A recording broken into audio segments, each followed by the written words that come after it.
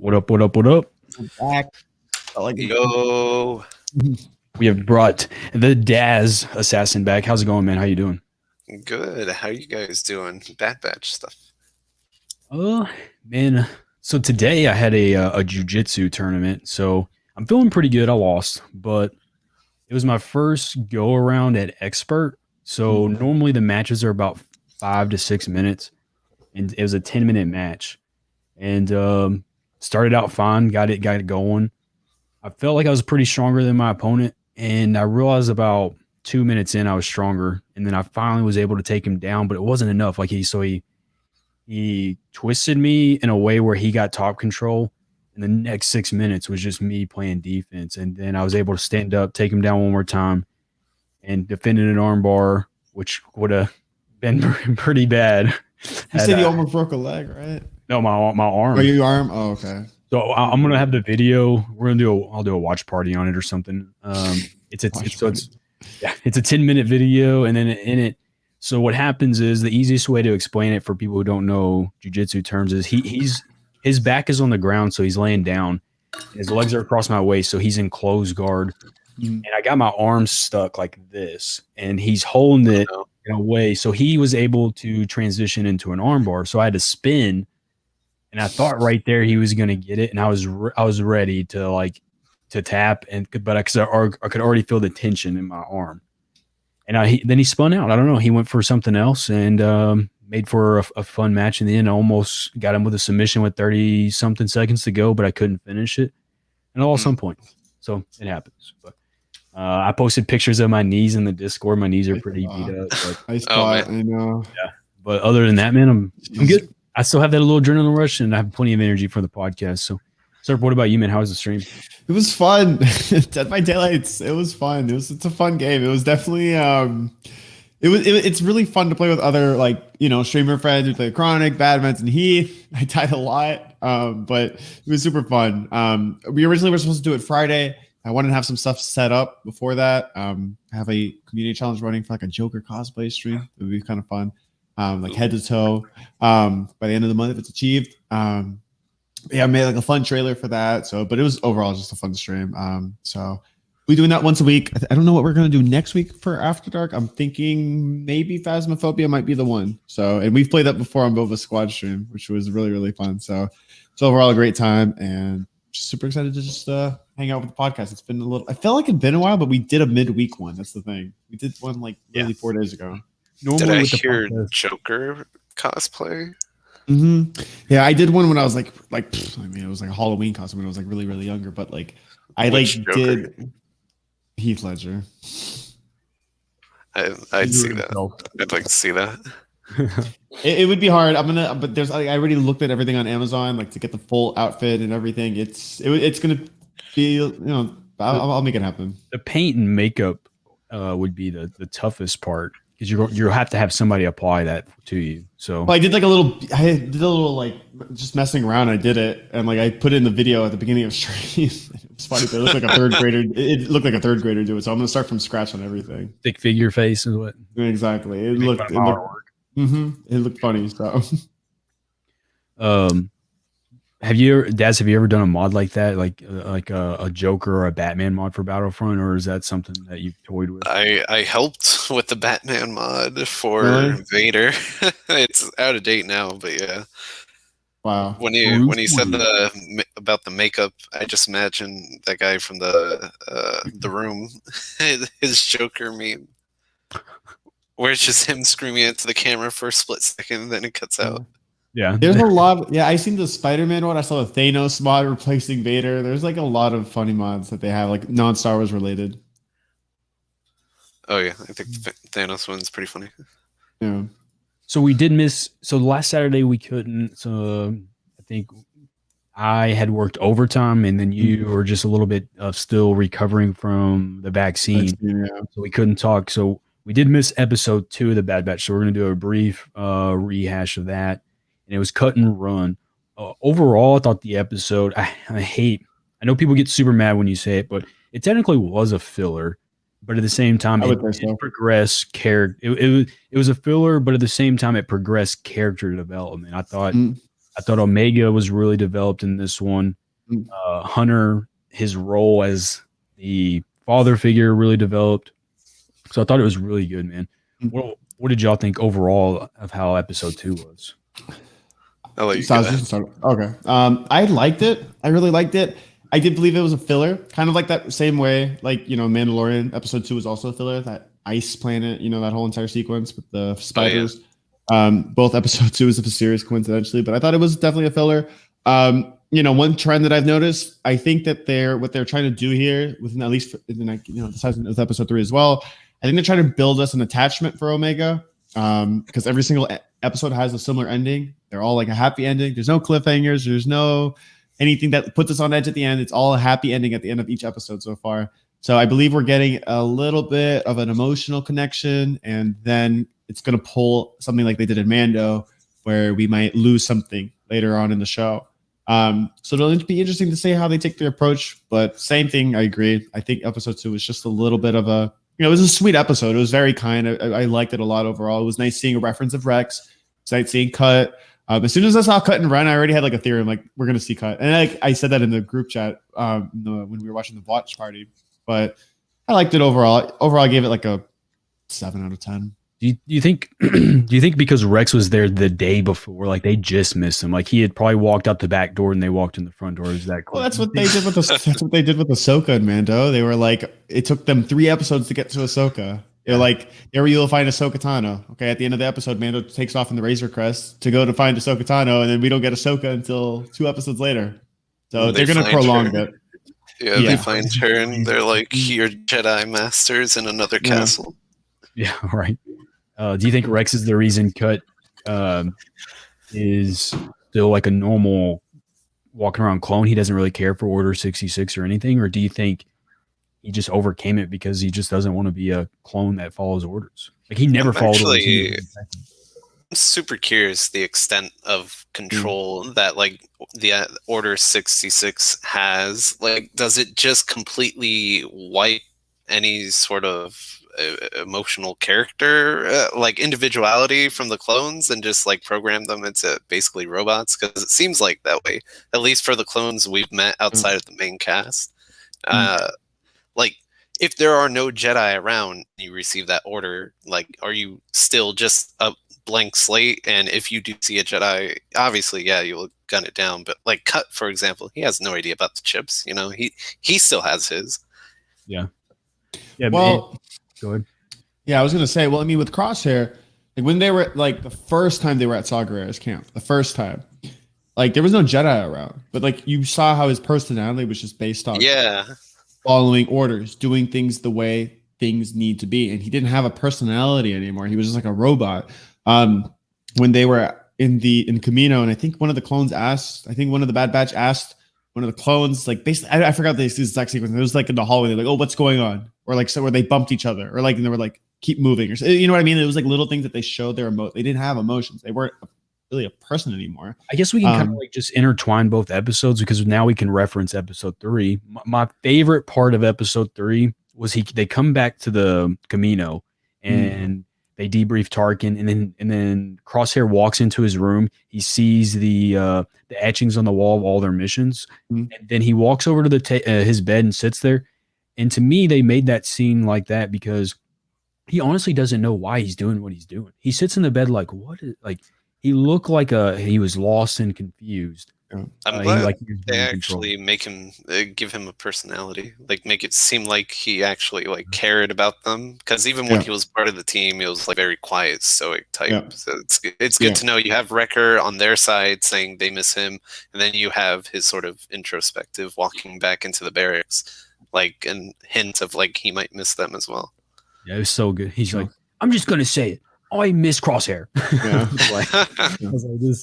Right? The way they they don't even like someone like Hunter, like I can tell like he doesn't even want to talk about him because it's like an ex-girlfriend or something like that. You don't want to talk about her because you're gonna think about her or something like that. Like he doesn't want to talk about him because like he's just gonna think about like all the good times and etc. It seems like I'm really into the idea that they're just not writing off Crosshair as this like one note antagonist of the series now that the chip thing is activated. I'm glad that they're still giving us a hint of hope that he's still like has some sort of connection to the team. Yeah, but I honestly, hate me all you want for this. I want to see him. I want to see him stay bad. I don't want to see him turn.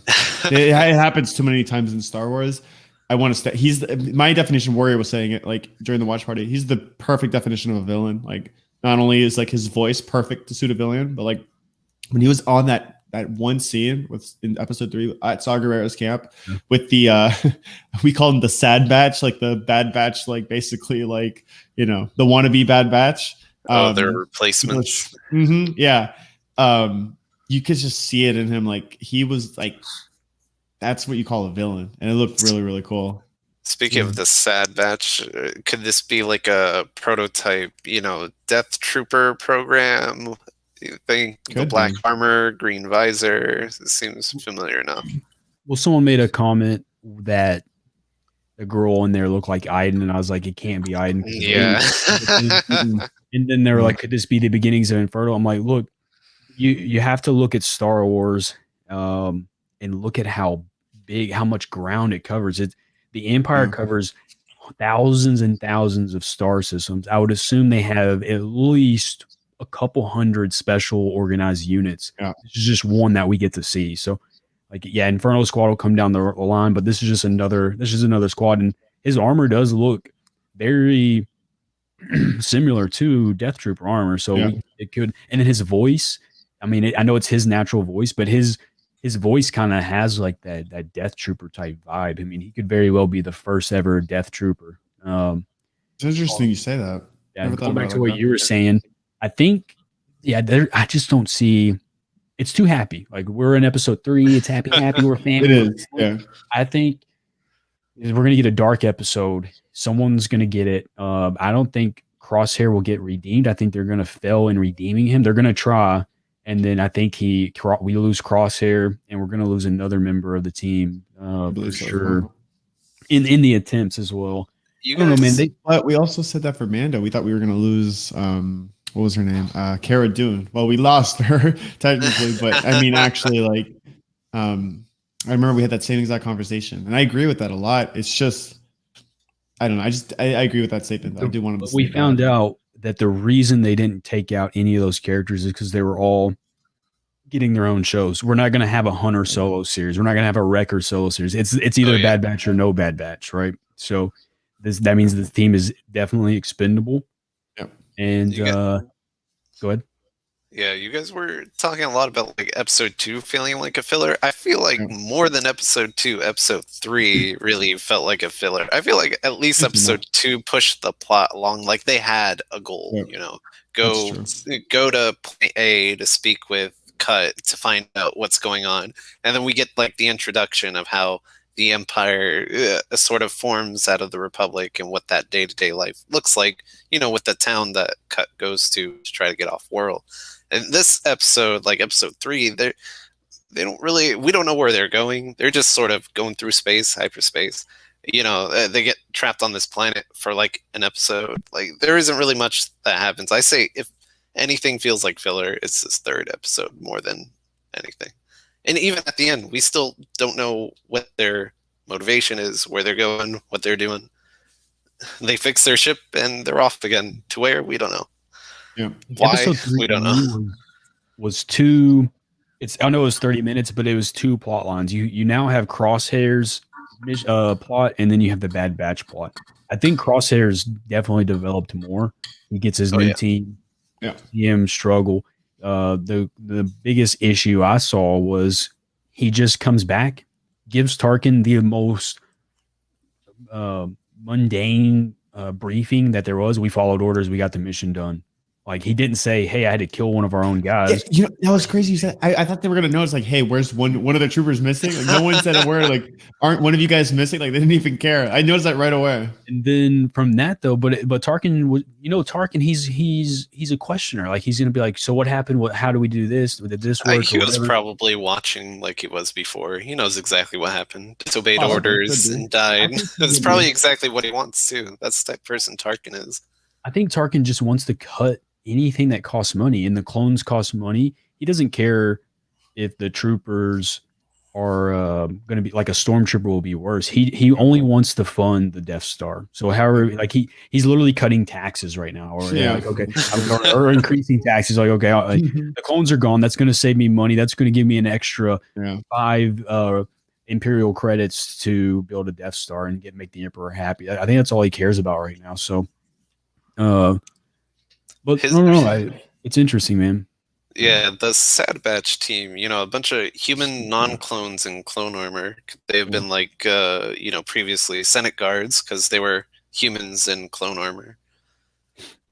Yeah, dude, that's true.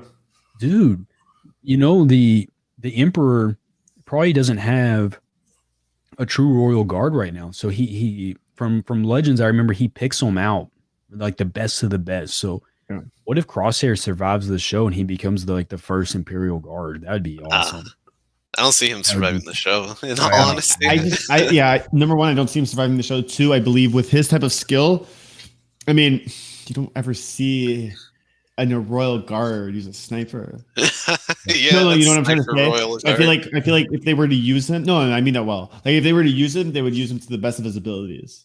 Yeah, right. That's just that's what I was thinking when you were saying Death Trooper. I'm like, well, if Death Trooper uses an E11, he's not using an E11. I'm just like thinking little things like that. Yeah, I just don't see him surviving in all honesty. Because if someone like this that was such a key glue to the Empire was alive, we would have seen them at one point or another. So I don't believe he survives. I have a question for my fellow Star Wars nerds here.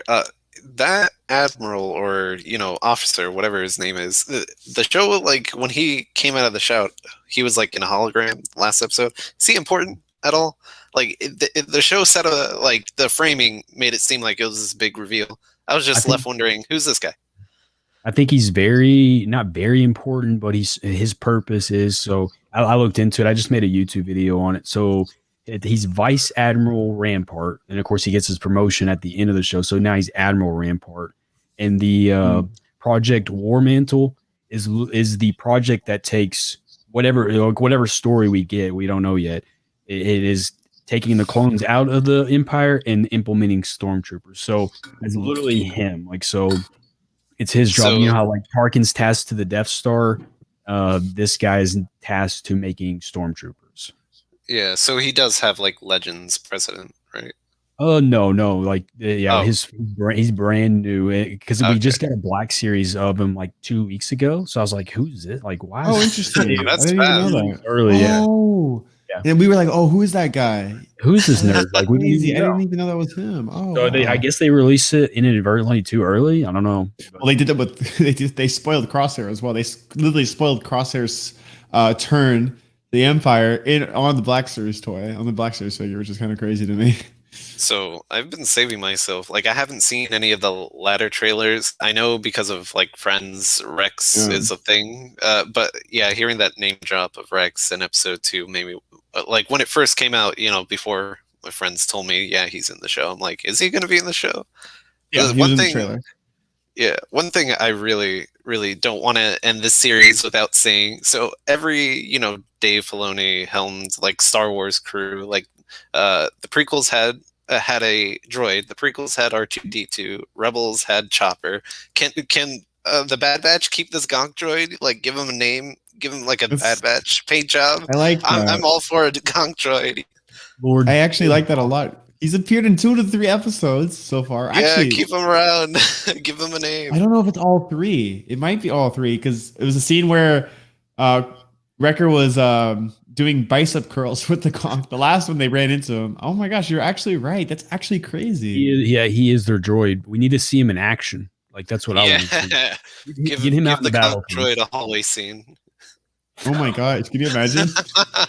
They have I know you know this. They have a Gonk mod replacing Dooku with like the gloves and like the Dooku's hilt. It's hilarious. I used to be on the what's it called? How do I not remember this? It's like the Rebel prop forums or something. The RPF Rebel prop forums, and a Gonk droid is like one of the easiest things to make. So you just go buy storage containers. You don't have the lid, and you flip the storage container on top of each other, and then you give them like legs like an HVAC like tube, and that makes the leg like super easy to make. You can make a replica. There's like details online for like less than $100. Go to Lowe's, Impress me. your own Gonk droid. It's legit, man. And when I I get know my what I'm basement doing this eventually, weekend. I'm getting a Gonk droid. You can get like a little sound card, program it to say Gonk, Gonk, Gonk, whatever. You have Lord Gonk and Yeah, people build their own. Make him an integral part of the cast. I'm not that into Omega. I don't know. What are your guys' thoughts on her? Like now that we've seen like a little more of her in episode 3, like just solo. You're not a big fan of Omega? No, not really at all. Omega I was kind of hoping that she was going to leave with Cut. I'm like, well, yeah, narratively, this makes sense. Like, they have no business having a kid around, and Cut at least has experience and, is going to give, like he said, like Hunter said, give her literally the best life. And, like, when they were leaving to chase down that monster in the 3rd episode, I was thinking, when she asked to go, I was thinking, like, Wrecker has to stay behind anyways. Where are you going to let her come? Like, it's not really good for training either, because you don't know what this planet is. It's pitch black. You don't know what this creature is. Omega, so far, like I'm gonna make fun of myself here. I'm always in the boat of that Jurassic Park scene where Alan Grant's like, babies smell, they smell, I don't want kids. I was like we'll have kids one day. But I'm always like, kids are annoying. I don't really want them in a TV show, whatever. But so far, man, I'll just be honest, she's really sticking with me. Like I'm digging her character. I just made a Omega theory video, and I had a lot of fun doing research, man. She's doing well, man. Cliff notes for that video. I'm gonna share the link for that. It's Omega Star Killer. I go a little bit. Could be Omega Skywalker, Omega Palpatine. I go way off the walls with this, but it's a fun video. I got a lot of good feedback on it. I just did like likelihood is like 1% out of 1,000, but it was fun to make. But yeah, Omega, her voice isn't like annoying. I like the way that the voice actors playing her character. She's not OP. Like she doesn't just have like all their. I get that she has all the Bad Batch skills, but she's not overly showcasing them to the squad. Like she just doesn't know. She doesn't know what she's capable of. So, didn't she shoot Crosshair though? Yeah, she heard that too. Yeah, but so this is how I see her. First of all, I love her character. I believe she's not one of those. She's not a character. We've seen a lot of kid characters, and we didn't like them at first. And then we kind of grew to like Anakin as a kid, Ahsoka as a kid. And then we grew to get to know them very well, and began to learn to like that character a lot. I think from the jump, she's already a great character. I don't think she's annoying. I don't think she's irritating, snippy, or anything like that. She's very. I love, like Warrior said. I think the voice acting is phenomenal. The way she says like little words like tech and etc. I think I love that a lot. But one thing I did like. That I understand that she shot Crosshair. Now I kind of considered that like I saw a little reference to Rey a little bit when Rey in the sequels when she kind of was discovering that she had force powers for the first time when she could mind trick that stormtrooper, that first order stormtroopers to get out of the cell chambers, and when she picked up the blaster for the first time, she was discovering her powers a little bit. I think that was kind of what Omega was kind of feeling, or when Rey was flying the Falcon, and then like Finn was like, "Oh my gosh, like." Where did you learn to fly? She's like, I've never flown before. It's just like forced instinct. And that's kind of how I saw it with Omega. Is like, where did you learn to shoot? She's like, I've never shot before. In my breakdown video, I have a clip. So she says she's looking for the generator, whatever missing part is from the ship. And she finds it. And she goes, I found it. I guess that was lucky. Rey says that same line when she frees Finn from the from that Han Solo scene at the very beginning. Finn's like, it had me by the legs. It went through the door, and she goes, that was lucky. And then they just go on. She doesn't even realize whatever skills Omega has. She just doesn't understand it. So she realizes she's getting super lucky, but she doesn't know why she's getting super lucky. Now maybe she's just a super enhanced clone that's still obviously growing into adulthood. Or it's the Force. Those are the only two options we have. Yeah, I was subscribed since episode 1 that she was Force sensitive. When she looked at Crosshair and like just told him, "Oh, I know it's not your fault," and he was like, "What do you mean?" It's like, "What you're gonna do? I know you don't have a choice." It gave me like precognition sort of vibes that a Jedi have. Anakin had Force visions. There's prophecies and stuff. So ever since that scene, I was like, "Yeah, she's Force sensitive." I like how she tries to find like the good in people in a way. And like I said, I'm going to bring this back to Rey and her. When Rey and Rise of Skywalker, when they saw this, and I'm biased, but when you saw this huge serpent in front, and she was like, like Poe wanted to shoot it, Finn wanted to have his saber ready, and Rey tamed the serpent. I saw the same exact thing in Episode 3, where Omega tamed that beast in a way. You know what I mean? Not necessarily, but like she found kind of the goodness of the heart of the beast. You know what I mean? And then like Hunter was like, how the heck did she do that? Well, same thing with Poe and Finn. They were like, how the heck did Rey do that? You know what I mean? So I see a lot of similarities. I do believe she's force sensitive, and I am sticking with that opinion 110%. I just believe she doesn't know it yet necessarily. And that's where my theory video went, because I really had to decide here. Like if she's force sensitive, no one knows. Like Tarkin just didn't even care about her. He's like, he get away from me. Like, like he's just done. So he's not going to remember her at all unless they cross paths if she comes back to Camino. But if she's force sensitive and Vader catches wind of that, that's how Vader comes into the show. He's not going to allow a force sensitive child that he knows about just to walk casually through the galaxy. Like he's going to come hunting. Maybe that could be season 2 if they go to a season 2 route. I heard there is going to be, all of it is rumors for now, but I heard there might be a season 2. Yeah. Do you think her creation was involved? Was the Republic involved or the Empire involved with her creation at all, or was it like a Kaminoan like inside job sort of thing? That's why she does. Yeah, go ahead. I think that I'm kind of spoiling one of my future videos. I think that it is a Jedi's doing. Because there's a Jedi, the dead Jedi in Episode 1. You don't think it's Shaak Ti? I mean, regardless if it's Shaak Ti, Mace Windu, or any Jedi, the Jedi's there. Could you make the case that the Jedi's there because Camino is for sure a military target? Yes, but you could also make the case that the Jedi is there because they were using Jedi DNA to help clone and mix with the Jango Fett strand. So you take Jango and you take a little bit of blood from a Force user, just like Anakin had his little. Obviously, the Force and metachlorians are in the blood. So you take Anakin's blood, you put it in there. He's metachlorians are sky high. You could do the same with a Jedi host, mix it with Jango's blood or DNA. I don't know. I'm not a cloner. And then make possibly a Force user. So that's what I think that dead Jedi is there for. I don't think because it's a military target. I think because that Jedi was willingly doing experiments with the Kaminoans. That would make for a really good conflict later in the show if it's discovered that she's force sensitive and we see Wrecker hit his head. If there's any bit of that chip left in him, it would compel him to go after her, and that could be really emotionally powerful. People that she considers a family, especially as close as Wrecker, turning on her because of the chip. That could make for good a good emotional arc later in the series. It's obviously they're referring to the chip with that headache, or they could just be toying with us and making us, oh no, not Wrecker. If they do that, they for sure save Wrecker. They don't save Crosshair, but they can save Wrecker. Yeah. Yeah. He kept going with his head. That scared me. He's like, my head hurts. My head hurts. I was like, oh my gosh, don't tell me. Don't tell me that triggered it. Well, it's a good thing Tech is working on that scanner because if he is, then they can at least do something about it. And with that, with the Rex being confirmed for the show already, you think we're gonna get Ahsoka in another show, another cameo?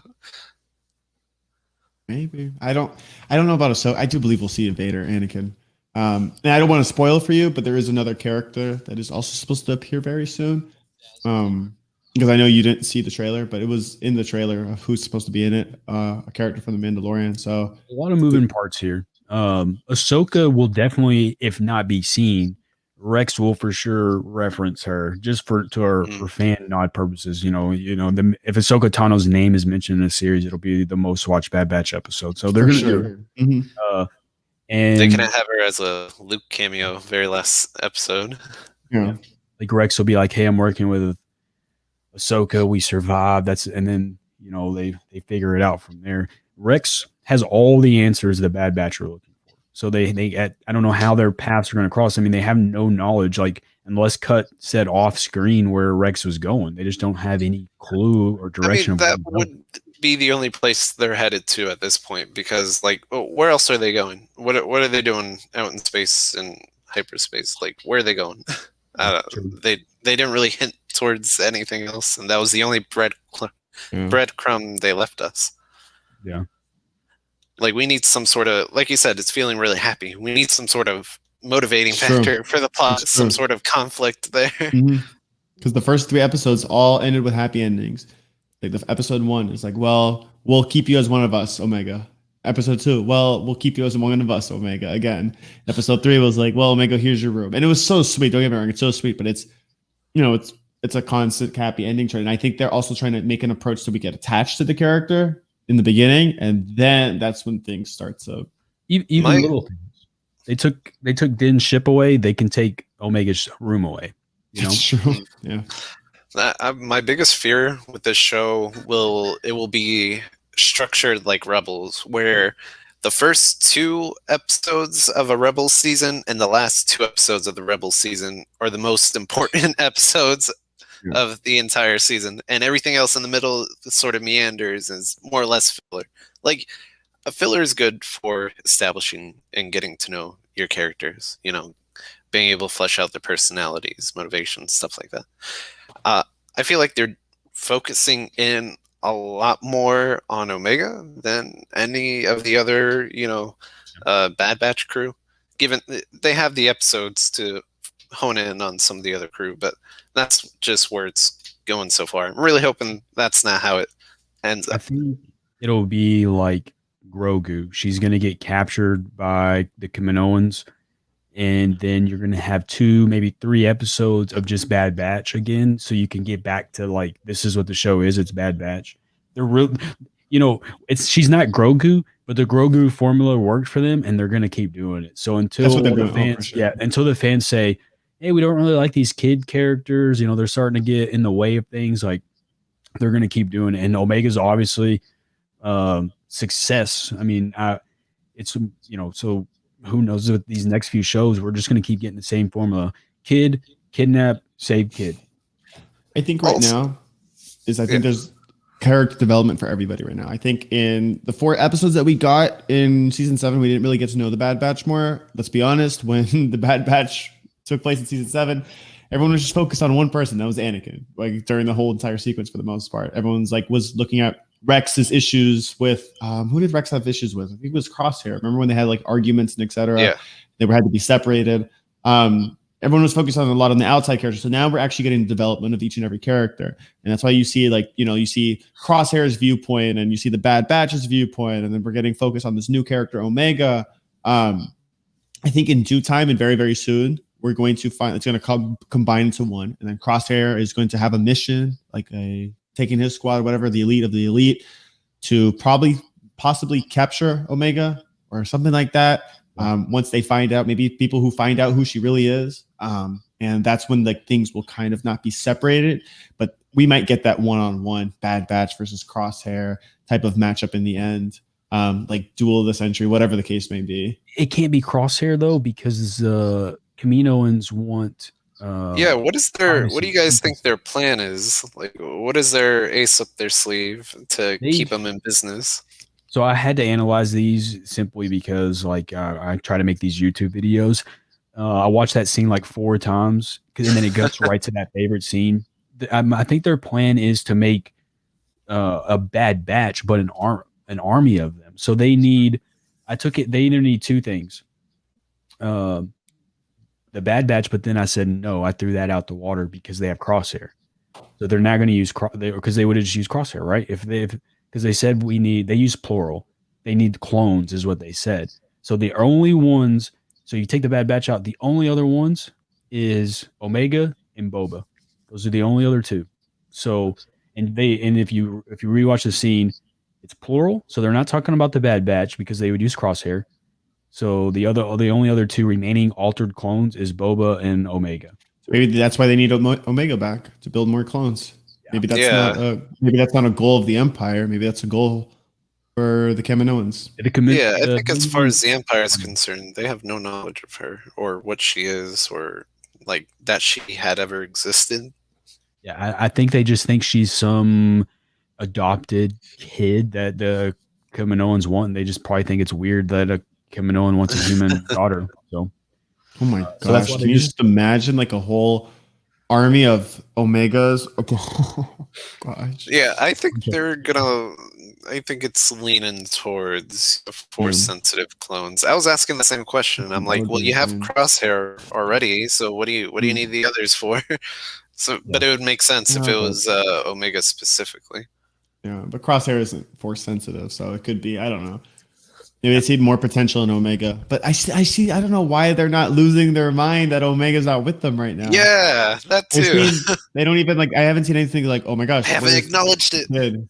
Yeah, they just see her as like a servant or whatever the case may be. So and then so these theories keep building, and we're kind of like, we'll say something, and then we'll like, I just have these question marks, and then I have the questions answered. The reason they're not concerned about Omega is because she's just an altered clone. The Force they could probably make something that has happened. Like I truly believe that. Like I'm gonna keep saying that. Like I feel like the Force has just happened to Omega. Like it has found a way to like be created inside to Omega, and they just don't know it. They probably just think Omega is another alter clone like Bad Batch.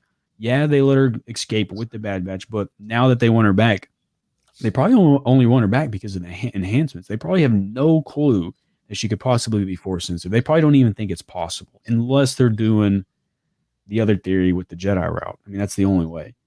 So, if her enhancement isn't force sensitivity, then what would it be? Just like all the skills of the Bad Batch put into one? Yeah. Okay. Yeah. That's the only two. Because she's kind of strong. In episode 1, she hits the vent and falls through the vent. I can't do that. Yeah, so that's Wrecker. Yeah, I want to see her bench press the Gonk droid next. Yeah, shot Crosshair. That's Crosshair. She has Crosshair. She takes Crosshair's gear in episode 3 and just tosses it on the ground like it's nothing. Like that equipment's heavy. I don't think my 12-year-old niece can just take a weapons locker and move it in the middle of the ship. It's a little too heavy. The perception, like she completely has mimicked everything Hunter does, and then took his gun and then got the energy source back, and that could be photographic memory. She sees how Hunter's hunting. She hunts said animal. Even Hunter was like, "How did you do that? Like I was knocked out, and yet you completed the mission." So she has each and every one of their qualities. That's another detail I like about the Bad Batch on their ship. Like presumably, like this is the ship they take out on missions, so they each have their bunk. They give Omega her own room outside of what would have been Crosshair's room. So like obviously they're not just giving Crosshair's like bunk away. So there's still some hope there that like maybe they'll get him back. Yeah, I noticed that. Yeah. She says to Hunter on the way there to get the energy source back, she's like, well, that's it. That's the mission. We're going to get after we repair the ship, we're going to go save Crosshair. That's what she says to him. And Hunter was like, okay, we'll do it. Because she revealed in this episode, I don't know why they didn't know it or why did Tech just keep secrets. Like, because he knows these answers. She's like, the chip can be removed and changed and everything. And then that's when Wrecker was like, so there's still a chance to save Crosshair? And they're like, she's like, yeah. Like, y'all didn't know this? Like, no, we didn't. That's something that Tech doesn't even know. Yeah. So they make fun of Tech. He's like, oh, I thought you're supposed to be the smart one. Like, yeah. Yeah, you're supposed to be the smart one, right? She's outsmarting Tech already. So. She has all their qualities. So I don't know how they can tie that in together, but that's crazy to me. It's a good bit of character building on Tech's side. He's like so smart and just assumes that everyone else knows what he knows, and they don't. And so that lack of communication could probably lead to some good stuff along the way too. This is what we have written down. So option 1, force sensitive. Option 2, just a combination of all the Bad Batch. those are like kind of like the main two that we're looking at. Omega Which both Deadpool. there's something special with her. That's we can all agree on. She's not just any ordinary, just regular clone or whatever the case may be. She's not like CT7171. Like no, she's something. She's something special. So. But not special enough for the Kaminoans to be losing their hair over losing her. Yeah. I feel like force sensitive.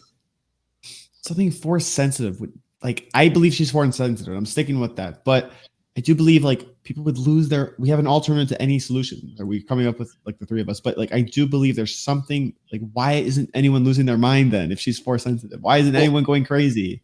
Well, they made her. She's a clone. So what stops them from making another one? Like the clones are all disposable and expendable. Yeah, I mean, yeah, there's gonna be questions like that we see really quick, but yeah, because then why wouldn't they just make another clone? I would say time, but then again, it doesn't make any sense because if you get Omega back and you use her strand to make an even more stronger clone, that clone has to grow at least for 5 years, 5 to 10 years to become if they fast track his growth spurt, then it would take another 5 years. The Empire would for sure already have stormtroopers by then. So I don't know what their goal is. It's very weird. Whatever they're after, whatever the Kaminoans think they can do, they have a lot of things to figure out. I don't know. Maybe something small, even like when she takes off her headband and her symbol here. Maybe I don't know. Like that means something. The way she looks at it. Maybe that came from her family. Because she looked at it when she was sad. Does Omega have accelerated aging? That would be that's also something I was curious about. Yeah, does she double age as well? You know what I mean? I was thinking the same exact thing. Yeah, we don't know if she was born last year. So she doesn't really say. She doesn't even say her age yet in the show. Like we don't know if she's 9, 11, 12 or hell, she could be 40, with a deacceleration, right? We don't know.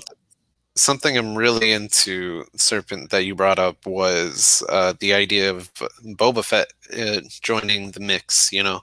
He is one of the rare, completely unaltered clones. So if Jango Fett's DNA is withering away, that's the next best thing as far as cloning goes. Yeah, and that's why when they say clones, I think they're gonna try to bring in Boba and Omega because maybe they're she could be Jango Fett's daughter, like he also wanted a daughter, a super enhanced daughter, and then they don't have to say everything to us. He could easily ask that. I mean, asking for Boba, what is that one line? He's like, well, what did you offer Jango Fett? He's like, he only asked for one thing, a son. They didn't have to reveal that he also asked for a daughter. Maybe he wanted a whole family. I don't see her being a female that's a stretching.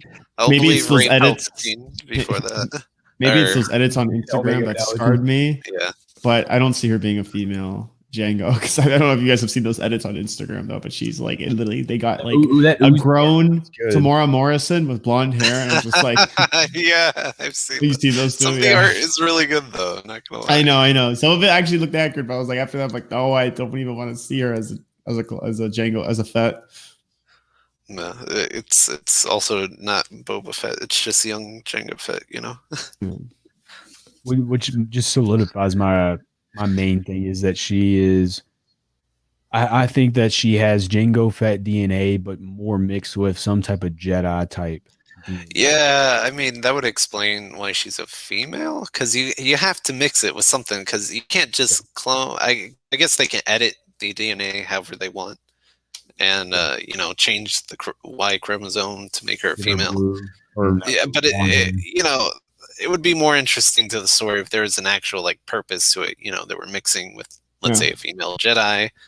Not gonna say Shakti, but hoping Shakti. Shakti could be something, but I think she was the dead Jedi just because of the lightsaber they picked up. Is very similar. Oh my gosh, that's actually crazy that you say that. I saw. Oh my gosh, I have to pull this up. So give me a minute. But somebody within the community sent me this. But there, those that remember that that body bag basically in the Saber Hilt Falls. Yeah. It was actually there was rumors and theories that like it was the saber hilts from one of the youngling arcs in the Clone Wars. Yeah, I'll show you. Just give me. Let me pull it up. Before you show that, up until whatever you're about to show us, no one has located that lightsaber yet. So it's not like a known saber hilt. There's a lot of lightsabers out there, and they haven't found it yet. So like look, this could be completely wrong, but I do want to show you this. Okay, these two. Let's see some comparisons. Okay, you talking about they go to Elam with Ahsoka? Yes, I'll show you right now. Oh, it'll be after that. Okay, these two. This is the saber hilts, and it was these two from these two individuals. Forgot their names. Zat and Byth. Yeah, there.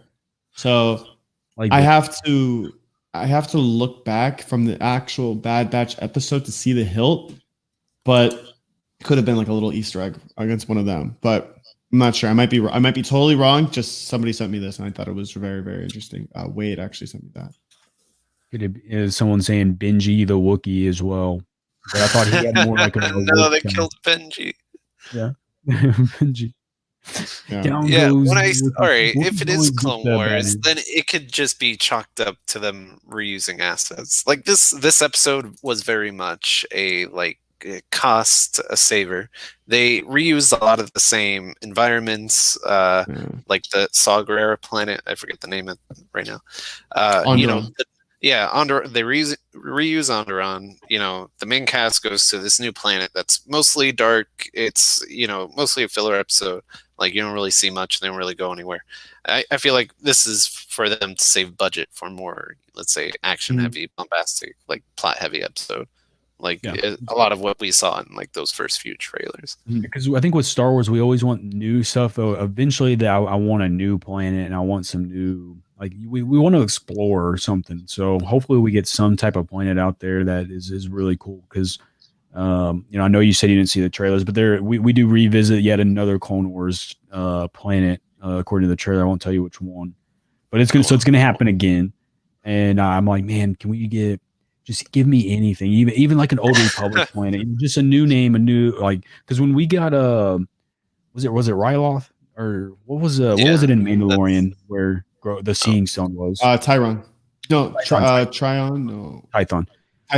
We got Tython. Just the name alone made me run around the house happy for a week. I was like, oh my god, Old Republic. Yeah, that's like literally the starting planet in SWTOR. I was so excited, man. Something that little gives me so much hope for the next episode.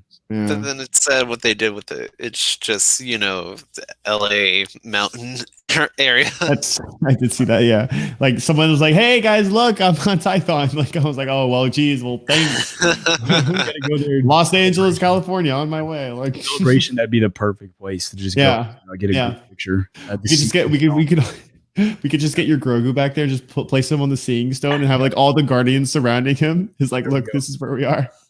The Seeing Stone for sure.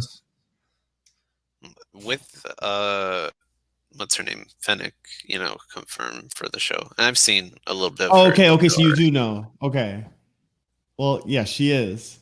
Yeah, that's okay. See, I was gonna hesitate because you didn't watch the trailers, but that's where Warrior and I also like had a similar viewpoint on this. He brought it up to me, like that's how she could be incorporated, like similar to how how Fennec's going to be incorporated in this. I think is like.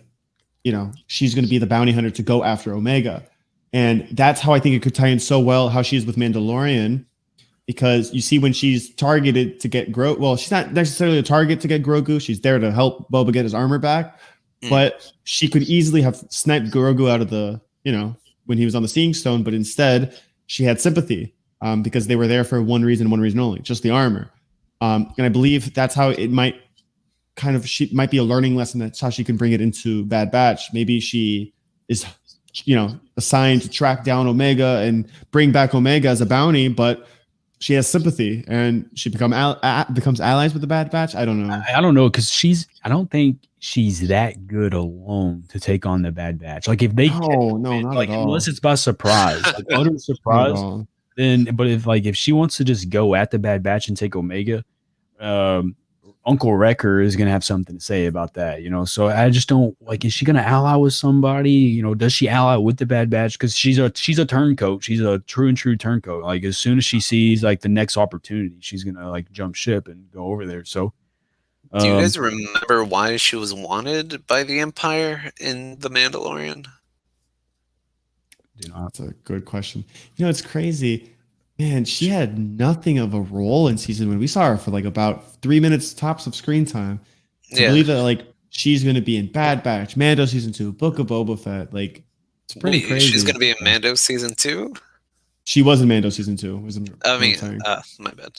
Yeah. I mean, now she's in Book of Boba Fett, and it's crazy how they brought a character without a huge role out of something so larger. It's really nice. Yeah, that actress Min Yao Wen. I found out a fun fact about her. Not only is she the voice of Mulan, she played Chun-Li in the original Street Fighter movie in the 90s as well. I was like, wow, she's just everywhere. Yeah, her IMDb list is stacked. Like she's an excellent actress, and she does a lot of Comic Cons too. So I'm excited for when things start, getting back up to speed to be able to finally meet her. I just be honest. Every time she was at a Comic Con, I just kind of blown her off just because she wasn't really Star Wars. Now she is Star Wars, so I don't need anything else that she was in. I think she's in some Marvel thing too, but I don't really try to get too deep. It's phenomenal. Marvel. So she does super well. And then she was in Agents of S.H.I.E.L.D., I think. Yeah. So Agents of S.H.I.E.L.D.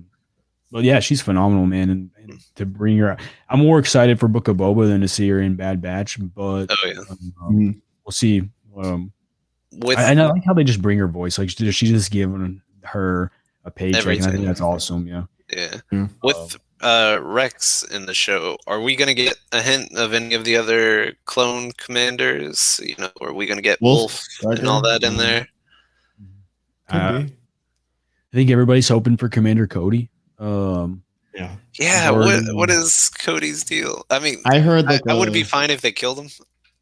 What did you hear? Give me your best. I heard like just like a theory. I think Macros is the one who shared this with me, but like, having like, how like they mentioned like Crosshair, like, oh, we need like more clones like that. What if they have like a Crosshair and Cody have their own kind of like battalion, like, all these clones, and like they are the ones who go against the Bad Batch. Like they're like the quote unquote the villains of the show. Like, you know what I mean? It had some like something to do with that, which would be kind of cool. I won't lie. Those are the clones you're missing for right there. I don't like the team that Crosshair has right now. We don't. No. They're not gonna last. They're not gonna last. Man, if it was Crosshair, Cody, Wolf, and any other commander that still survived, versus the Bad Batch. Now we have to pick here. Obviously, we all love the Bad Batch. We always like conform to the heroes, but it'd be hard to root against the other squad too. Like a lot of people, like a lot of diehard clone trooper fans and stuff. They're gonna be like, I don't care if Cody and Wolf are evil.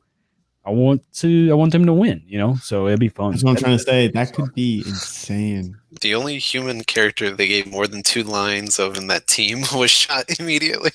So that was funny. But hey, we know in canon that some clones became Purge troopers. Are we going to get to see any Purge troopers in the show? That'd be pretty sick. Maybe they knock the helmet off of one of them. It's Cody. Yeah, I mean, dude, the routes that they can take with these clone troopers, because what happens to them all? I mean, there has to be millions and millions of clone troopers, and I know some of them, they just probably go and live in the Outer Rim or something, but a lot of them need jobs or they have to perish somehow, which leaves a lot of people. I see it everywhere now. Is a clone civil war? You have the clones. Cut's already showing signs that he can withstand Order 66. So. Yo, clones versus Empire. That's what I'm trying to say. In Battlefront 2005, you had Phase 1 versus Phase 2 clone troopers because the Kaminoans made a batch of clones without the chip or whatever it is back then. Their own clones. Control. And he's like, we fought brothers versus brothers. It was weird seeing me kill my own face. So Umbara very well could get that. Yeah, that'd be sick. Yeah, but I think think that's not if they're they gonna go. introduce purge troopers, it can serve the purpose the Inquisitors had in Rebels. Since if we're not confirmed that Omega's force sensitive or anything like that, but Yeah.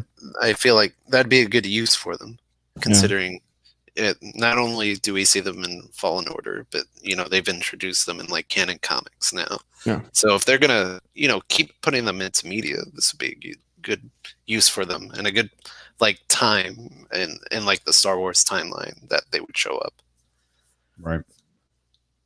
What is well, I guess Rex and them are around in Rebels, but they're really old. Like I wonder what the acceleration process is. Like wonder how old Rex is in Rebels. Like when do they all phase out where they just can't serve in the military anymore? That's another question too. Like is it 5 more years or 10 more years?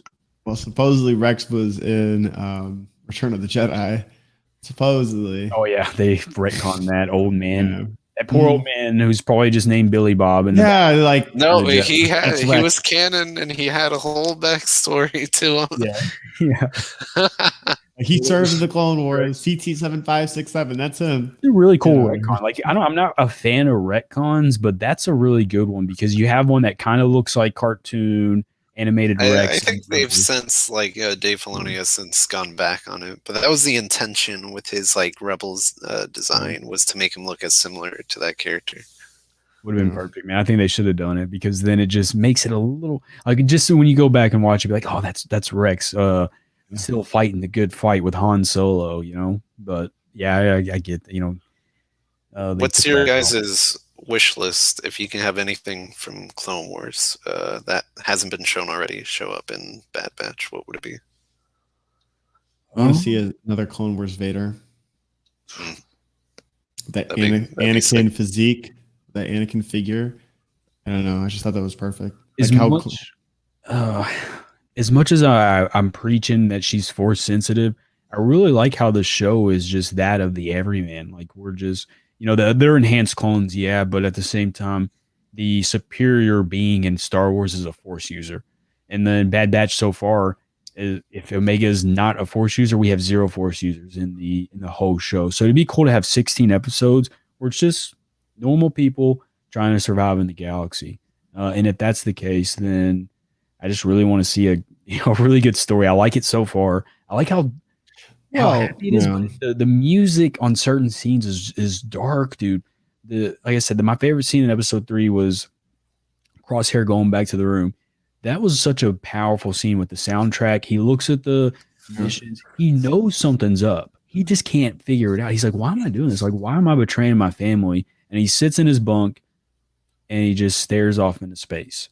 And that was a pretty powerful scene. Then it was followed up right after that. It goes right into the Bad Batch replacing Crosshair with Omega. Yeah, so they're moving on, and they're technically, not really, but Crosshair's just sitting there depressed, and they're like, "Well, we got Omega now. Here's a room." I mean, I wouldn't mind only seeing no Jedi's in it, but we did already see Kanan. You know what I mean? True. But it was a small cameo, but still.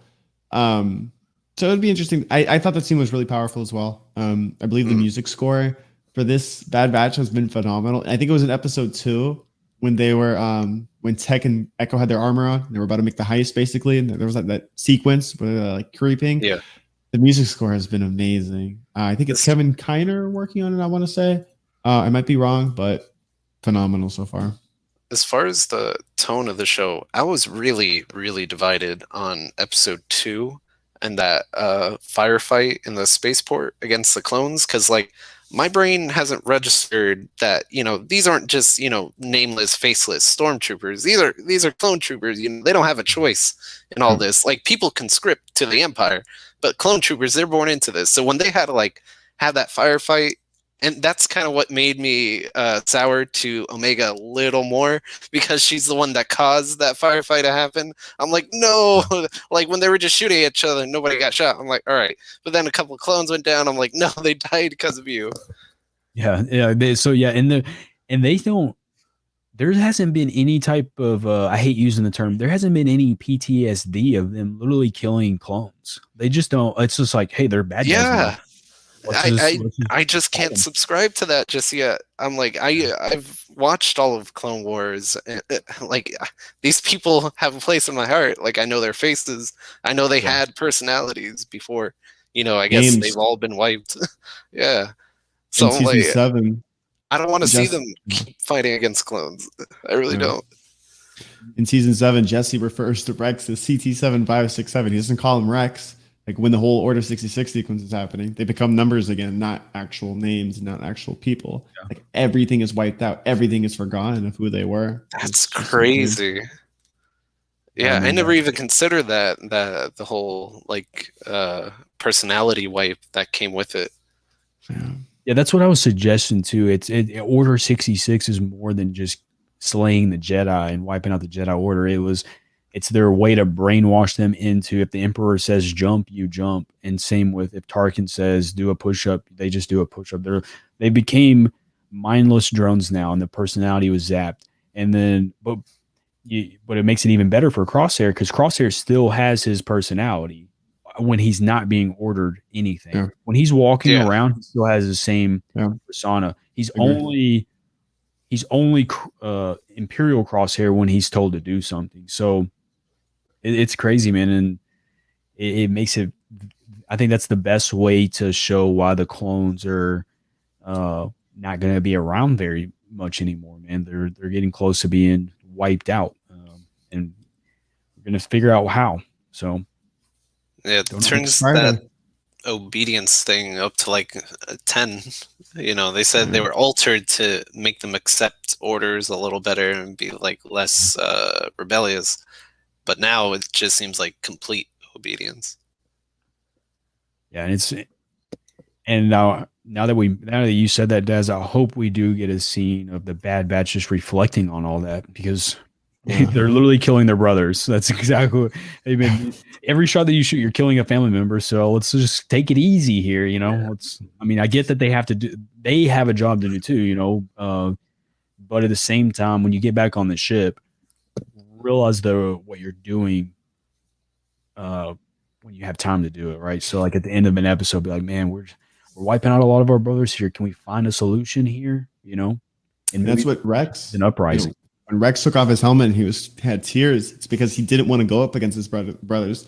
That's why in the midst of everything, that's why Ahsoka, made sure that everything was. He told Rex, and obviously Rex did it, to put everything on stun, because he couldn't refuse. He refused to kill his own brothers because it was something deeper. It wasn't just a number. Didn't even try with stun. Rex and Ahsoka are like two peas in a pod. Hey, let's save them. Let's do this. Bad Batch is just like Yoda and Obi-Wan. That would be the perfect squad right there. Yoda, Obi-Wan, and the Bad Batch, because they would wipe out everybody with no questions. Yeah, I can see how they can get away with it a little more, because they've established already that the Bad Batch are really like outliers from like the rest of the clones. They don't feel like they fit in. I get that, but still, you know, you got to feel some sort of empathy. In the cafeteria, like you can't be that far removed from, you know, all the other clones just to have a clean conscience mowing them all down. Yeah. But this is good. This is good theory and discussion. Yeah, it makes it. What are do the clones have any type of way to, when they go back to their barracks, are they like, what are we doing? Why is this happening? Like, when they tell me to jump, I jump. Like, will it create an uprising? And then would Rex and the Bad Batch lead the uprising? But I think it'd just be a small segment of clones. I mean, you can't get the whole. They don't have stormtroopers ready to fight the clones, right? So it would be. That's another reason why I think the Sad Batch is a good idea for the show, because these are just people. You know, we don't associate them with clones. We don't have that sort of empathy towards them. We're able to kind of again put on that stormtrooper mask, and they're just faceless, nameless cannon fodder. They even make fun of him. They're like, "Oh, what are we gonna do? Listen to this clone?" And then he dies. Screw that guy.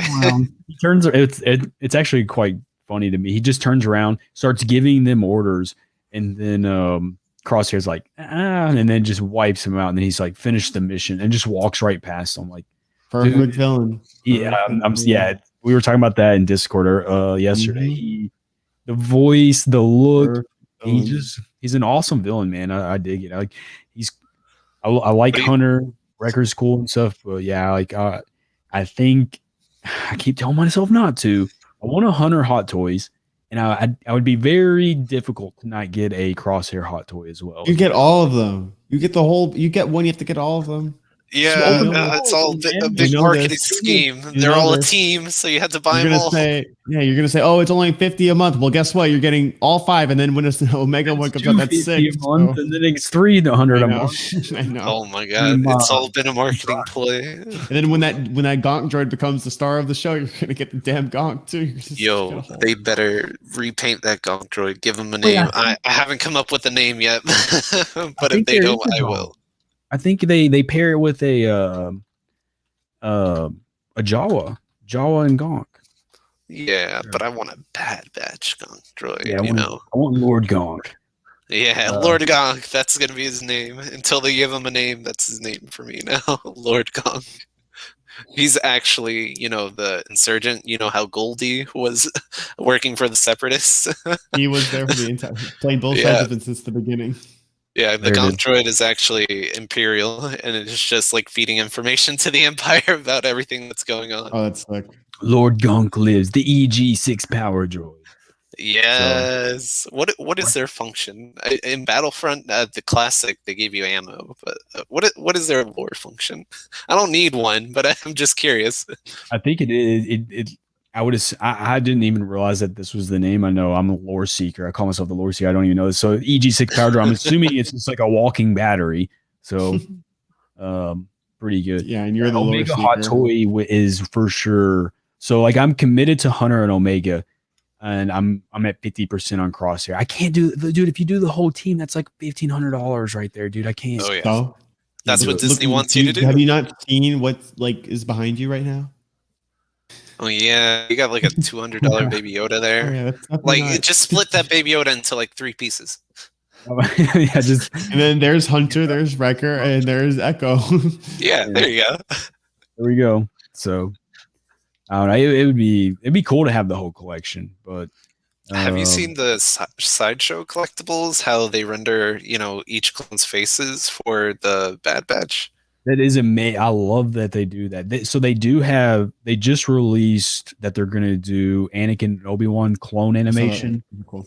but when they do so they actually use Tamora Morrison's likeness in there. That's how Hunter is and Echo are gonna look, and I dig it, man. I was like, man, I love how they're going Cool. live action. So that means because we are 100,000% going to get Omega. That means Omega will be live action as well. So we'll finally get. Weird cross-dressed Django. Yeah. So we're gonna get something, man. That's Like, insane. it's gonna prove who she is. I guarantee you, they're saving it for the reveal of who she is. True. You're right. True. Because they know if they revealed it now, we would all jump on it right away. She's gonna look like Palpatine. She's a Palpatine clone. I that's what I still think, but I think she's a force sensitive, clone. failed Palpatine clone. That's my theory. and I'm Failed. sticking with it. What?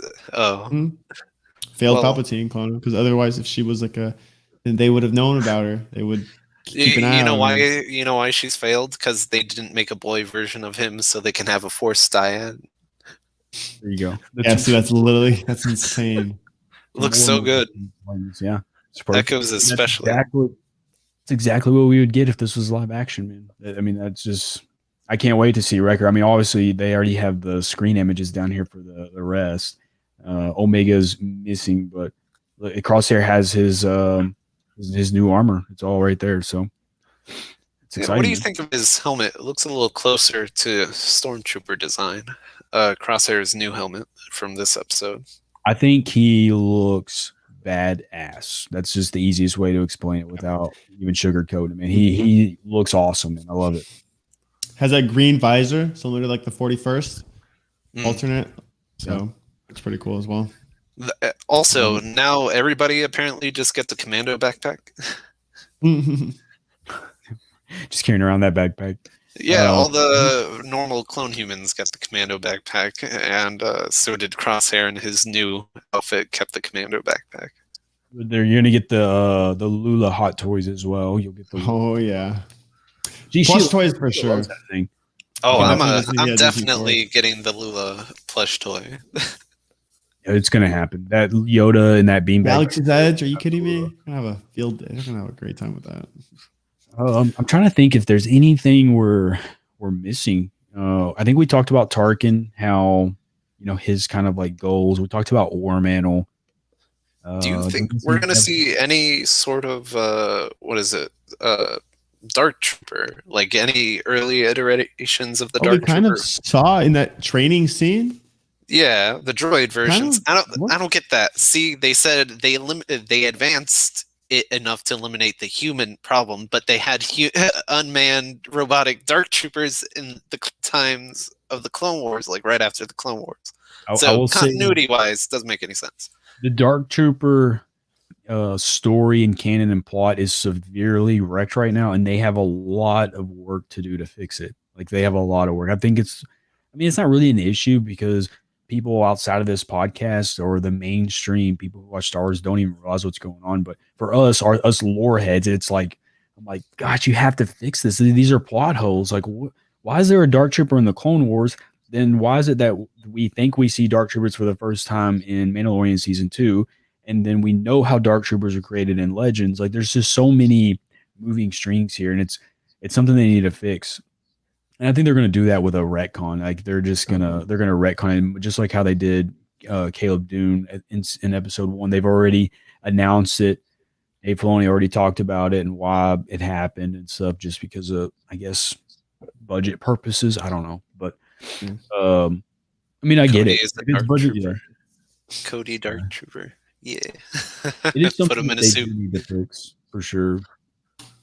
Yeah. I don't know how Cody works, or where he's at. Like I would imagine he's still a commander somewhere out there. But if Tarkin's like, we don't want you anymore, then what does he do? Like, do they just throw away all the good clones? Like obviously Commander Cody is something we have to see. Like how do they become stormtroopers? He's a police officer on Coruscant now. Yeah. Because every trooper for the Empire right now are just phase 2 troopers, it looks like.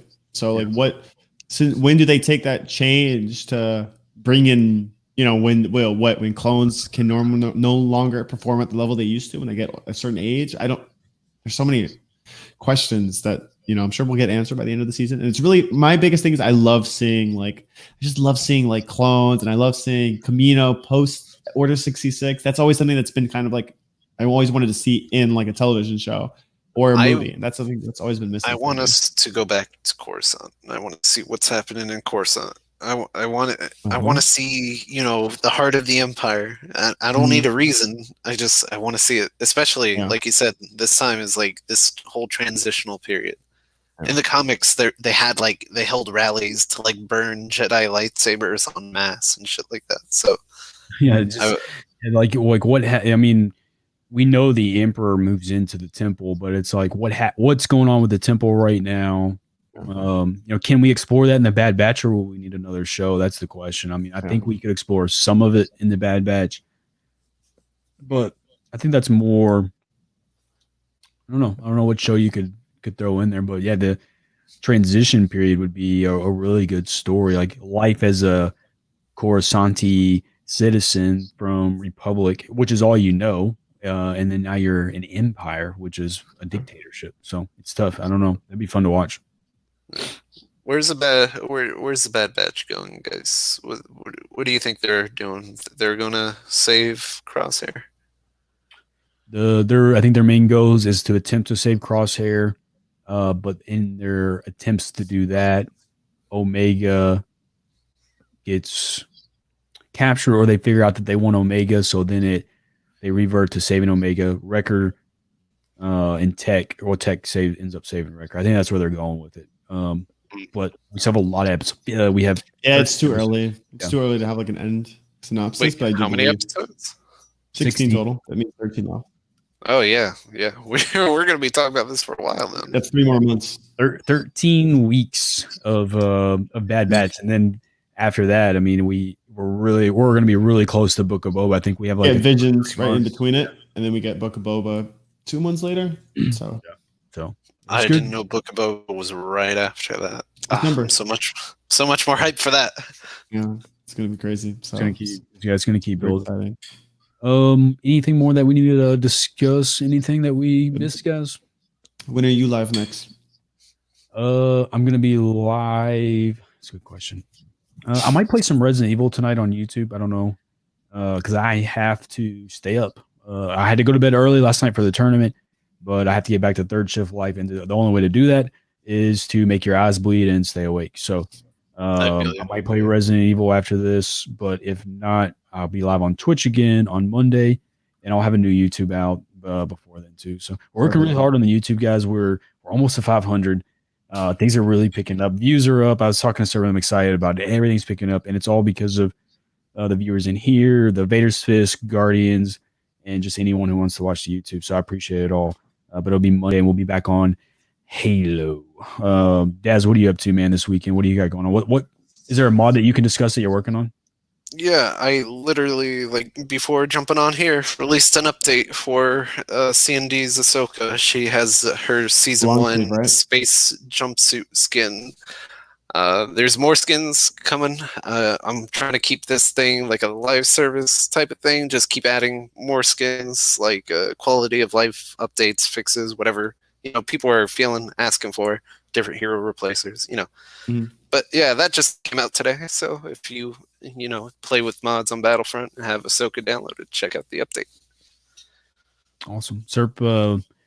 What do you got? I'll be live on Monday. I'm taking tomorrow off. Be back on Monday. Yeah.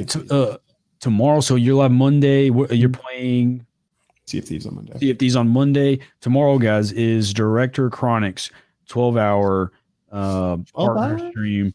12 hours? Is that what he said? I thought that's what he said. I thought he just said as long as he wants, because I don't know. It might 12 hours. It could go 30 minutes, but either way, he's celebrating tomorrow. So obviously, he's our team member. He's one of the best human beings we know. He's a partner. We'll be there celebrating with him. So if you guys want to find us tomorrow, we'll be in his chat. I don't know what he's playing. We've all been busy, so we'll figure it out. If I can hop in games with him, I will. Oh yeah, for Serpents will too. So I know Boba and Greg is live as we speak. So yeah. So after this, go support Boba. Go support Greg. Hit that Vader's Fist link. Support some others. And that's it, guys. I mean. Really? So much for everything. Thank you so much, guys. Last one. We're gonna get pencil one more in. Will Crosshair be able to live with himself and everything he's done if they take a ship out? I say yes, because Rex. I mean, he didn't kill anybody, but Rex was bummed out that he was shooting at Ahsoka, so he's aware. But Rex still was like, I was brainwashed, So I think Crosshair is pretty brutal. So okay, just gonna throw this out there. I don't believe that Crosshair's ship would be removed. But what if that's how Rex comes to play in all of this? Hey, Rex, how did you get your chip removed? Well, Ahsoka did it for me. Oh, so we need a force wielder to do it. So who's going to be the force wielder? Omega, I'm the force wielder. I'll remove this chip. Okay, I'm done. She's a medical expert. Like she's a medical assistant. I say he won't learn to live with it because he won't live. Rip. There we go. He's going to die. Maybe in the last few seconds, maybe I shouldn't, murdered all those people. Yeah. He could make the ultimate sacrifice too. Maybe he dies a hero. We'll see. And with the chip enhanced, maybe he finally resisted in the end. And maybe, fight the chip. Yeah, fight the chip and dies by the sword. And that, guys, we're out of here. May the force be with you. Peace. Thanks so much. Bye.